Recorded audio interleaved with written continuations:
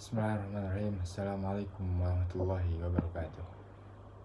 Alhamdulillah nahmaduhu wa nasta'inuhu wa nastaghfiruh wa natubu ilaihi wa na'udzu billahi min syururi anfusina wa min sayyiati a'malina. Man yahdihillahu fala mudilla lahu wa man yudlil fala hadiyalah. Asyhadu an la ilaha illallah wahdahu la syarikalah wa asyhadu anna Muhammadan abduhu wa rasuluh sallallahu alaihi wa ala alihi wa sahbihi wasallam tasliman mazidan amma ba'd. Pada video ini saya akan menjelaskan tentang syarat-syarat penerima wakaf, yaitu pihak yang menerima manfaat dari harta wakaf.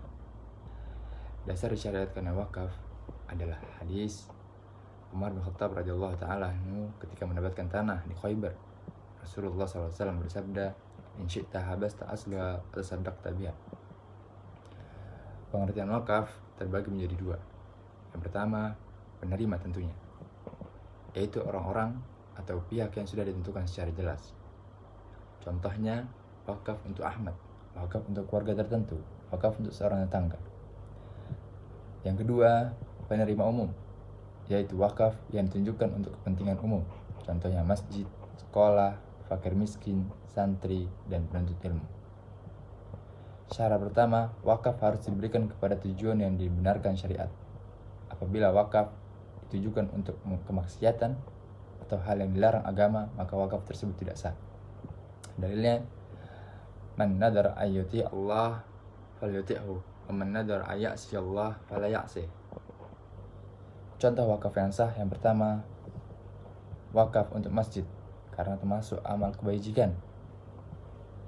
Yang kedua, wakaf untuk fakir miskin karena membantu orang yang membutuhkan.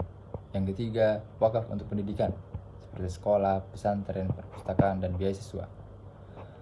Wakaf untuk kerabat. Yang keempat, wakaf untuk kerabat karena termasuk menyambung silaturahmi. Dalilnya, as-sadaqatu 'alal miskin sadaqatun wa hiya 'ala dzirrahmi sadaqatun wasilatun. Wakaf kepada non-muslim. Jika wakaf diberikan kepada seorang non-muslim tertentu, maka hukumnya boleh selama bukan untuk membantu kekufuran atau kemaksiatan. Dalilnya, la yanhakumullahu 'anil ladzina lam yuqatilukum fid din wa lam yukhrijukum min diyarikum an tabarruhum wa tuqsitu ilaihim. Wakaf pada perkara mubah. Para ulama berbeda pendapat mengenai wakaf pada perkara yang hanya mubah dan tidak mengandung nilai ibadah. Pendapat yang lebih kuat menyatakan bahwa wakaf seharusnya diarahkan pada hal yang mengandung manfaat dan nilai kebaikan, karena tujuan wakaf adalah memperoleh pahala yang terus mengalir setelah wafat. Syarat kedua, jika penerima wakaf adalah orang tertentu, maka ia harus termasuk pihak yang dapat memiliki harta. Karena itu, tidak sah wakaf kepada malaikat Jibril, janin yang masih berada dalam kandungan secara mandiri, dan hewan tertentu. Tetapi jika janin disebut mengikuti orang tuanya, sebagian ulama membolehkannya.